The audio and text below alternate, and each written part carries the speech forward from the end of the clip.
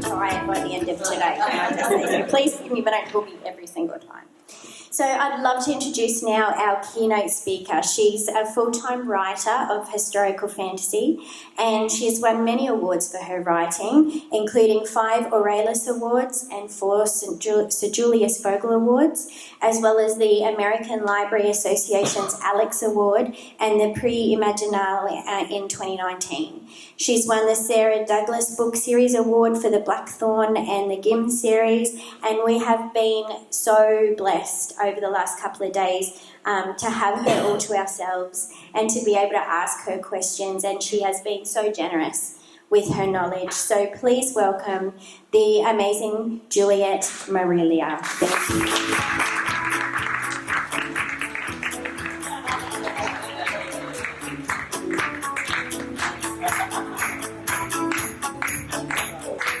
I like the clapping in time, that's excellent. You sort of just feel with the music and with the setting, obliged to dance just a little bit. I'm more of a singer than a dancer, I have to say, as you've probably observed. Keynote speaker's rather terrifying. I just think of it as me up here having a bit of a chat with you and trying to share something of what I'm feeling. It's so lovely to be back here again, despite the fact that my ancestry is mostly Scottish with just a teeny bit of Irish through my dad. This is starting to feel like coming home here and going out there and walking through the familiar woods and being surprised by all sorts of tiny and wonderful things that I see and hear as I go. It draws me into the magic of this place in an unforgettable way. And I think that you're probably all starting to feel the same. I've loved the previous retreats I've been on, and I've met some wonderful people, including Sonny Singh, who's here again, and Amanda Schubert, who did the lovely illustrations for Piglet's Castle. She was here as a writer, but she's also a very talented illustrator, and so that was another partnership that just grew out of the wonder of these retreats. Trying to decide how to encapsulate everything in 10 minutes for you, and I thought we'd probably think about the question, what makes a writer?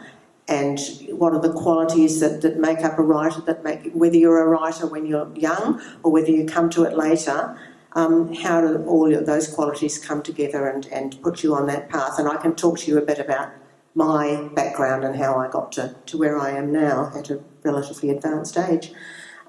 So I decided I'd jot down skill, passion and experience, and there's another one at the end of those, and perhaps have a little bit of a talk about them. The skill aspect is to do with, I guess, the technical aspect of writing. How do you put a story together? How do you put a non-fiction, a memoir, a poem together? You can start by just splashing it down on the page, I suppose, and learning about structure and meaning and content and the best way of getting your meaning across, or you can do that at the same time as building up your technical skills with study and with reading books on writing. Very important, reading all sorts of books outside the genre that you think you're going to write in. So for me, writing, it was sort of inevitable that I'd write fantasy because I grew up on myths and legends and fairy tales, loved them from a very early age. When I wrote stories as a child and as a young adult, I didn't think, I wasn't thinking about I will write fantasy or I'll write historical fantasy. I just had a story in my mind and I put it down. And with my first published book, which was Daughter of the Forest, it's based on that fairy tale about the girl whose brothers are turned into swans by a vengeful stepmother, and she's got to complete a task of making each of them a shirt from nettles, and when they're all ready, throw them over their boys' heads on a certain night, the swans, and they will be transformed back. And she's not allowed to speak a word during that entire time, and believe me, it takes a long time. Haven't tried making a shirt out of nettles, but I think it would be slow and laborious. A very fanciful tale, you might think, but I have loved that story since I was a child, and I guess that first book arose from my being in a personal situation that was very difficult for me at the time. My marriage with Vic had turned toxic. I was very unhappy and had been for a long time. I was feeling oppressed and unable to summon any creative energy, and there was a point where I thought, I'm going to write a story. I didn't deliberately choose that story because it felt like me. I just chose the story. There wasn't anything conscious about it. So that's the magic working again. And yeah, I placed a real family into that very magical story because I thought what a terrible trauma to go through, not just for the girl who's the central character, but for all those brothers who are big brothers who've looked after this younger sister through difficult times, and suddenly they're turned into animal form and they can't really help her anymore, and she's alone, and she's further difficult things happen for her. So if you like, right from the start it was a combination of fairy tale and human journeys, psychology, what makes people tick, why do some people remain strong in times of trouble and why do some people completely fall apart, how do people put themselves together again afterwards so that they can go on to lead normal lives.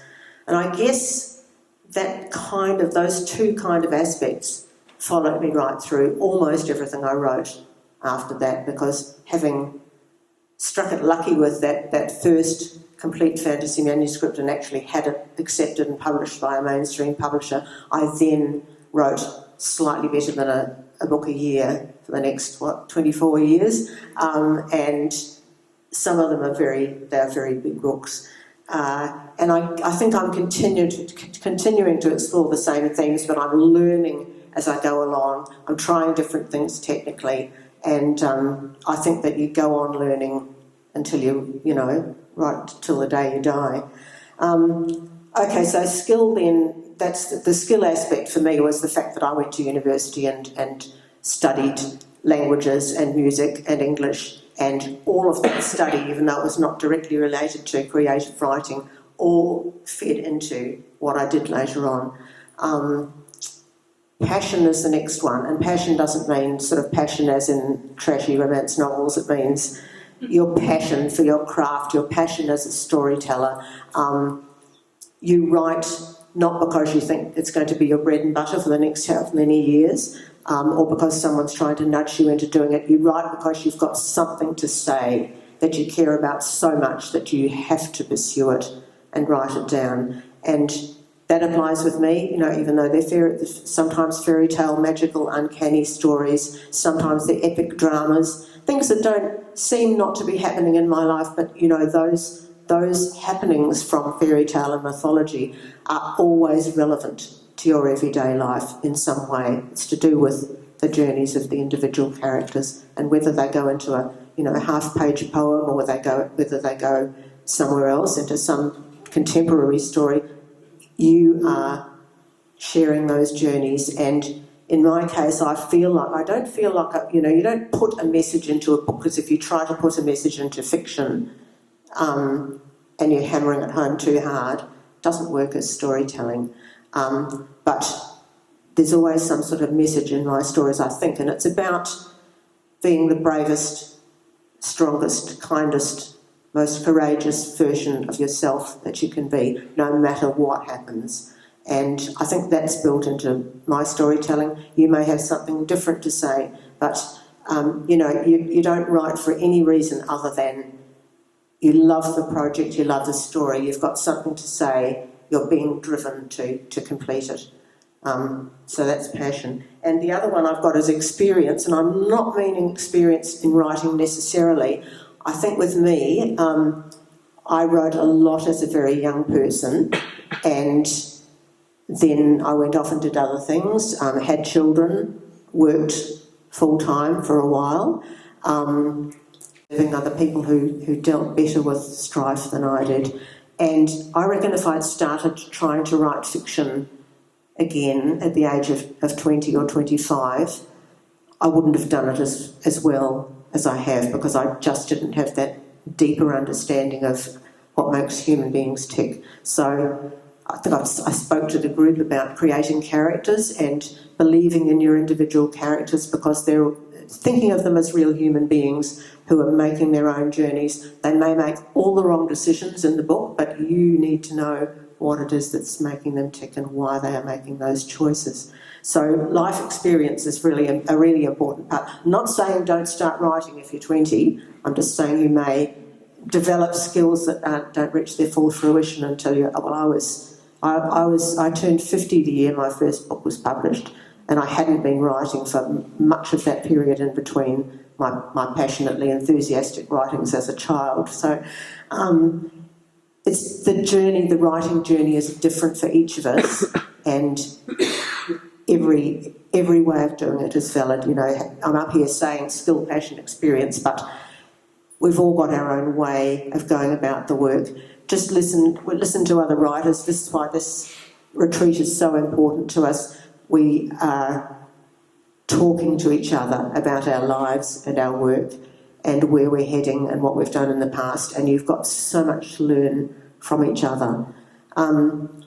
I forgot to watch the clock. How much longer have I got? 6 seconds. 6 seconds, okay. And don't forget the importance of the most beautiful, magical surroundings in which you could possibly do creative work. This landscape is full of magic. You've just got to go out there and look for it and listen for it. Be quiet for a moment and let it speak to you. Okay, thank you very much.